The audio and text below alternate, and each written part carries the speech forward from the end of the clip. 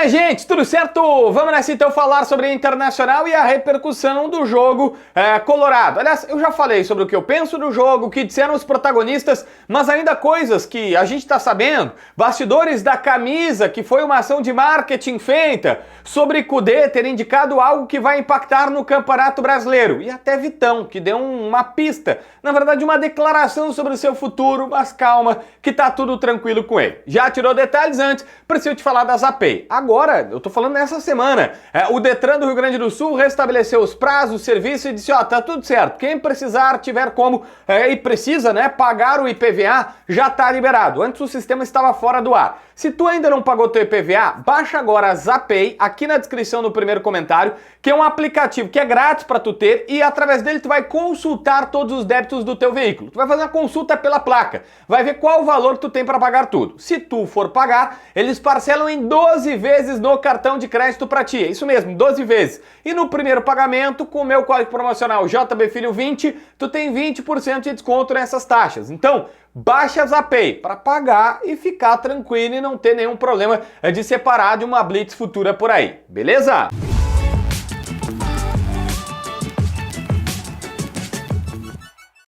Gente, olha só, a primeira questão foi uma pista que o técnico Eduardo Kudê deu de que o Inter não vai abandonar a Sul-Americana. Alguém vai dizer, o Inter tá lá, terceira colocação, precisa de 4 pontos nos 2 últimos jogos, o ideal seria 2 vitórias e tudo mais, já não tem mais como ser primeiro, então o Inter vai abandonar a competição, a segunda colocação não dá a vaga direta, o segundo colocado vai para um play-off contra um terceiro colocado qualquer da Copa Libertadores da América. Pois é.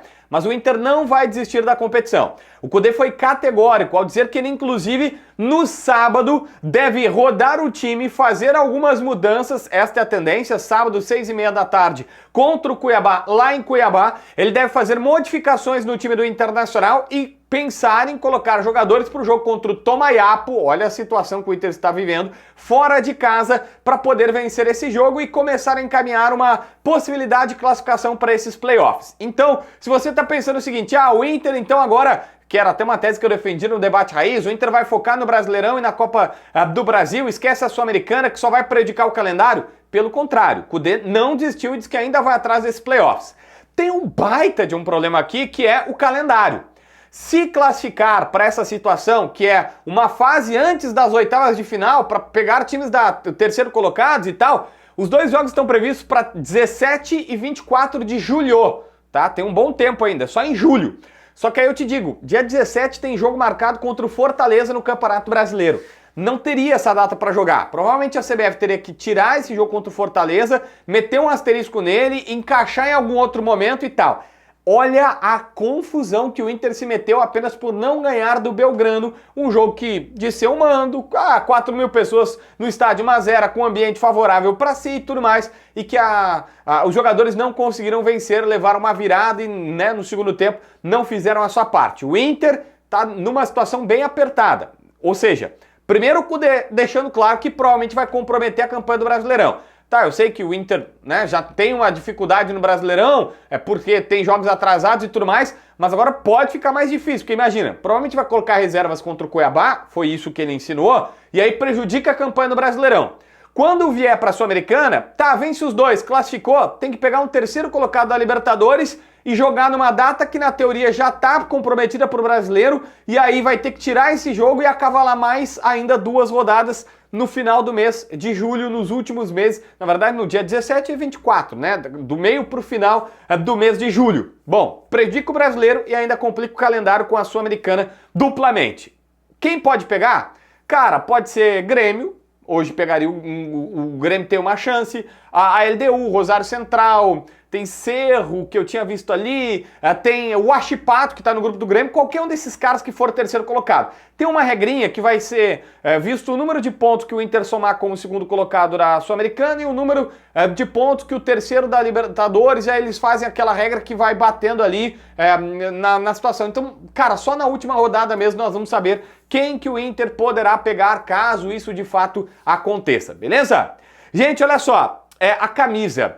A camisa que os jogadores usaram, ela teve todo um marketing sendo feito. O Inter, quando soube que tinha que jogar pela Libertadores, pensou, precisamos fazer algo. Se reuniu com a a empresa contratada para cuidar do marketing no Inter, para ter soluções de marketing, e aí a diretoria colorada foi lá e falou com essa empresa. Surgiu essa ideia de fazer uma possibilidade, ter uma possibilidade de usar uma camisa manchada de lama como um protesto, como uma lembrança para tudo que está acontecendo.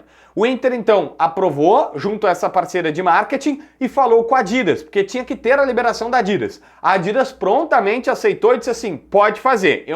A Adidas não faria este trabalho, mas aceitou que essas peças fossem manchadas, porque, vamos lá, né, a camisa é feita por eles, não dá pro Inter simplesmente começar a ficar botando coisas e em cima tudo passa pela Adidas. A Adidas aprovou. A partir daí, o Inter tinha que saber quem fizesse. Eu te confesso que, erroneamente até leigamente, imaginei o seguinte, os caras foram lá, pegaram algum tipo de material e eles passaram. Não, foi uma impressão gráfica. Eles pegaram as camisas que já estavam prontas da Adidas e foram numa gráfica que ela fez essa impressão. E essa gráfica foi indicada pelos próprios gestores da marca alemã, da Adidas, numa gráfica em São Paulo. Só que, cara, teve 130 camisas aproximadamente que foram usadas. Outra teve que passar pela Conmebol. A Conmebol aprovou, dizendo, Conmebol, nós vamos fazer esse protesto, essa situação, essa marca, essa lembrança, e a Conmebol também referendou, foi sensível ao caso, e aí tiveram que avisar todo mundo. Só que várias pequenas estratégias, como por exemplo, a gráfica não podia vazar, lembra que toda hora tem fotos, tinha compromisso de não vazar. A Conmebol não vazou.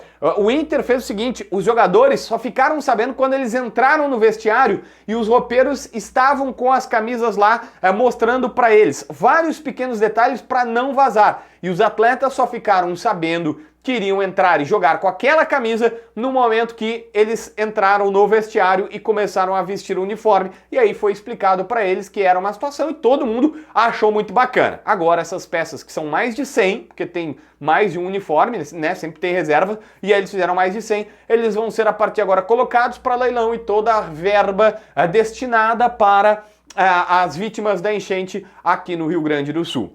Gente, o último assunto é sobre Vitão, porque o Vitão também foi protagonista nesse jogo. Depois da partida ele esteve para conversar com a imprensa, pediu até desculpas para o torcedor colorado e eu já falei num vídeo anterior. Mas o Vitão deu uma declaração que poderia soar preocupante, mas não é. Vou te explicar.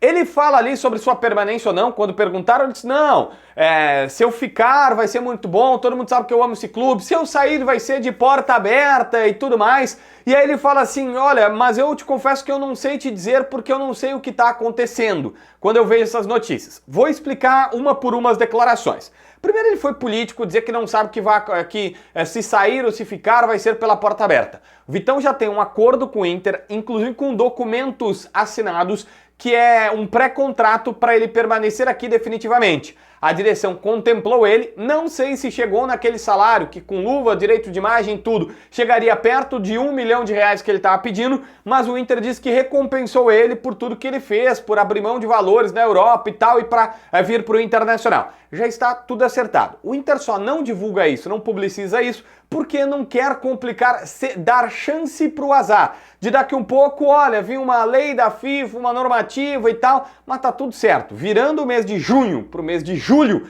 ele pode ter o seu contrato efetivado. Ele fica livre na Ucrânia e efetiva o seu vínculo aqui com o Inter.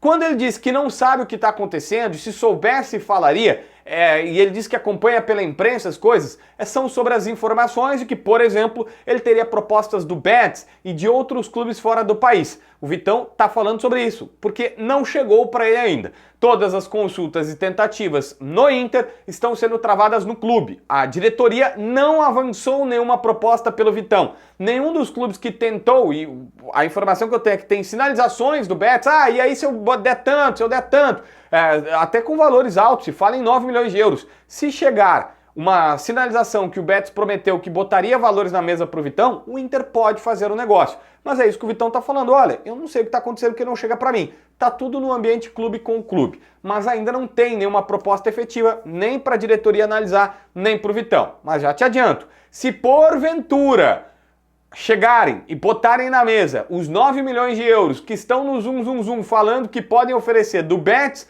para o Inter, a diretoria deve aceitar. E a boa notícia é essa, o Vitão tem pré-contrato assinado com o Inter, na virada do ano ele passa a valer como contrato, e aí, mesmo na janela do meio do ano, qualquer proposta que chegar da Europa ou de qualquer lugar tem que passar pelo Inter. Imagina se o Inter assina um pré-contrato com o Vitão e aí vai ficar com ele, mas chega uma proposta de 9 de euros e a diretoria embolsa 9 de euros para o jogador que não pagou nada. Seria, como financeiramente, uma baita tacada. Resta saber se isso vai acontecer. Por enquanto, ele é jogador colorado e se nada mudar na metade do ano, ele fica definitivamente por aqui, beleza?